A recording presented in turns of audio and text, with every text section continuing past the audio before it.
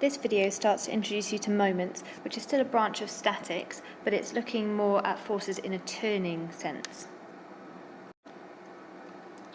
So here are all the key facts that we need to know before we get started. First of all, the word moment. We need to be able to know what it means in order to be able to answer the questions. So a moment is the turning effect of a force about a point. So if, for example, you're thinking about a seesaw, as soon as somebody sits on the edge of it, it doesn't go directly down, it actually causes the beam to turn. So that's what we're looking at here. We're also going to use this word uniform quite a lot, and all that means is that the centre of mass of the object is at the geometric centre. So if, for example, you've got a rod which is 3 metres long, its centre of mass is going to be 1.5 metres from either end. It's going to be exactly in the middle. Next up, this is our main formula. Okay, so to calculate the moment of any force, it is the force times the perpendicular distance to where we're taking the moment about. Okay, so let's imagine that we've got ourselves a beam like this. Okay, and we've got a force going vertically downwards there, so that's a right angle. So we're looking at the force, which is this, times by the perpendicular distance to the pivot if we're taking our moments about this point here. We'll see more of that as we go along.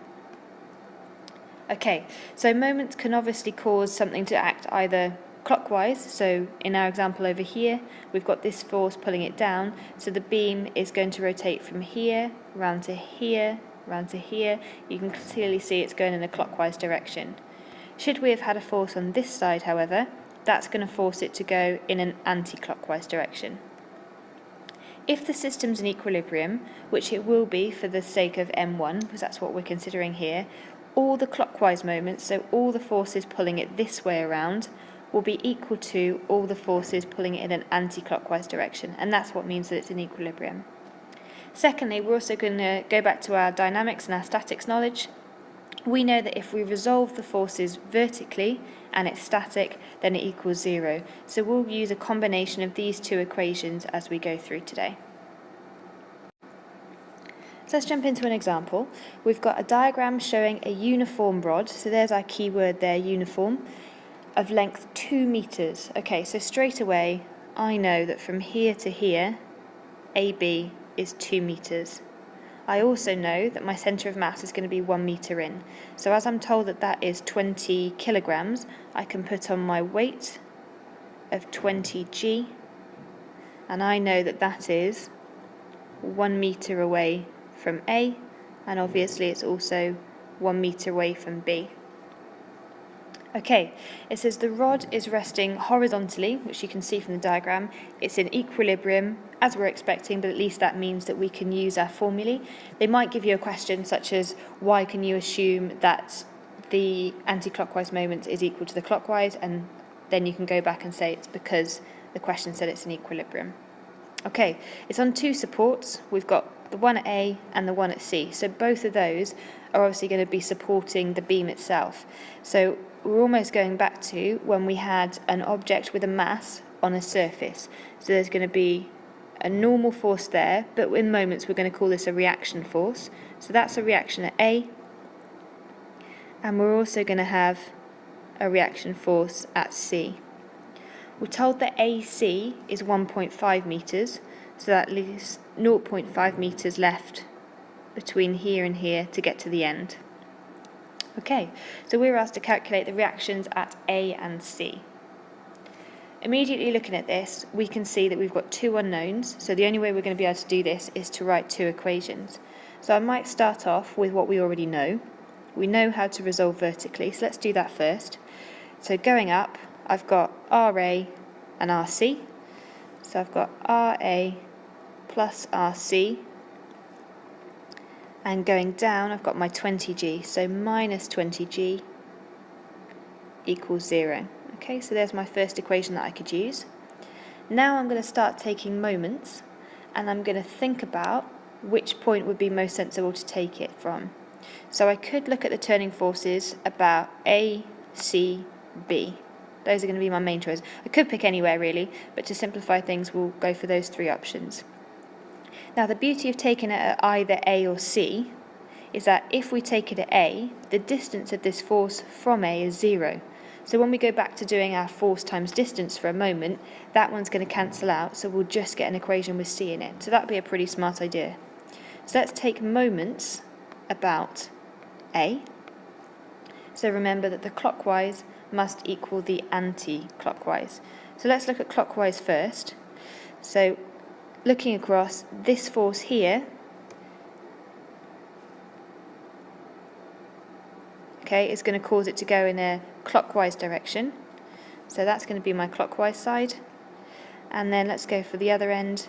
This force is going to cause it to go in an anti-clockwise direction. Okay, so looking at the green force then, the force is 20g, and the distance from A, which is our pivot, is 1. Okay, and that's a perpendicular distance because that's a right angle there. Will be again here. Okay, and that's equal to the anti-clockwise moment. So here our purple force is RC times by a distance of 1.5 meters. Okay, in future examples you may well have more than one force going in each direction, in which case we'll just add them all together. Looking at this though, that's now our equation 2, which we can solve pretty much straight away. It's just got RC in it. So 20g equals 1.5 RC. So we can do that RC is 20g divided by 1.5. And you can check that for yourself. You should come out with 131 newtons if we round to 3 significant figures.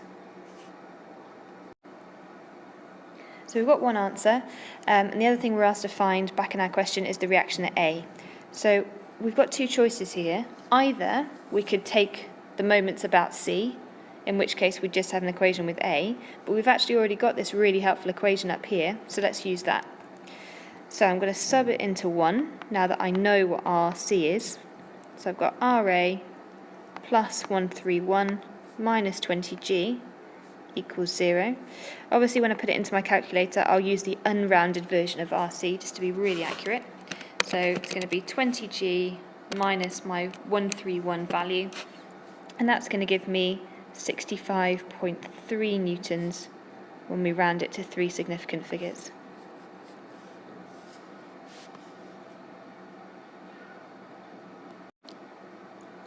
A good practice now would be to do this question again, but instead of doing my method, I would suggest that you start off by doing the resolving vertically, but then taking moments about C instead, and see if you can still come up with the same values doing it that way. A slightly more complicated example this time. You can see that there's lots of forces going on and lots of distances, but I'm still going to start off with my nice easy resolving vertically equation because that's something which we are well practiced at now. So resolving upwards, we've got RD plus RE, those forces are going up, and all the other ones are going down. So we've got minus 10g, minus 50g, minus 50g, and that's equal to 0. I might just tidy that up now just to make it easier for later. So in total, all the forces going down is 110g. Right, so I'll call that my equation 1. I'm going to choose to take my moments about D. Okay, so I'm looking at whether these forces are going to cause them to go anti-clockwise or clockwise around this position here. Okay, so I'm going to start colouring them up first of all, just to make my life a little bit easier. So from D, this force here is going to cause it to go anti-clockwise, and this force here is going to cause it to go anti-clockwise. On the other hand, we've got this force which is going to go in a clockwise direction around D, and this one is going to go in a clockwise direction around D as well. Okay, when you're trying to find the directions here, try and imagine that that support isn't there, and just think about if this beam was just wobbling on this one point here, what would happen if we put something pushing down there? It would go clockwise. What would happen if we put something pushing down there? It would go clockwise. What would happen if we pushed up from here? It's going to go anti-clockwise. And what would happen if we pushed down on this side? It's going to go anti-clockwise as well.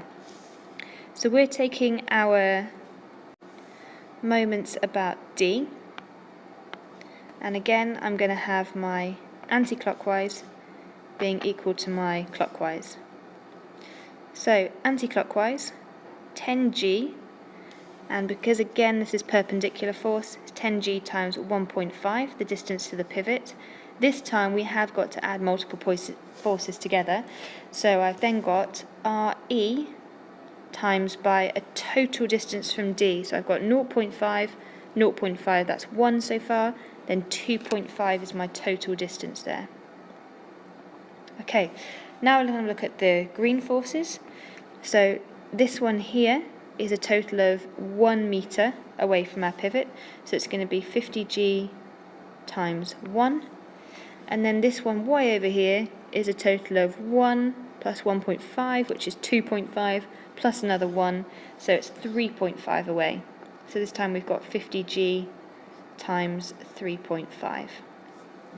Okay, so trying to simplify that as quickly as we can, we've got 2.5 RE, and then we're going to move this element across the other side by subtracting it and simplify all of that. Putting it all into your calculator, you will end up with 2058. So we can then divide by 2.5 to get RE by itself, which comes out to be 823 to 3 significant figures. Okay, it's 0.2, so just make sure you remember that for when we're doing the next section. Okay, now that we've got that, we're going to sub RE back into 1. Okay, so RD is going to be 110g minus our 823.2. So 110 times 9.8 minus our previous answer is going to end up with 255 newtons, correct to 3 significant figures. And there we go. Despite the large number of forces and distances on our original diagram, as long as we start off by first of all resolving in a vertical direction, and then picking somewhere to take our moments about so that we get rid of something. So remember, we wanted to pick D or E this time because this force would then be a 0 distance away from it. So no matter what RD was, to get the moment, if we times it by 0, it would go away. Okay, again, good practice for you now. Redo this question, but taking a moment about E as well as resolving vertically as well. See if you can come out with the same answers.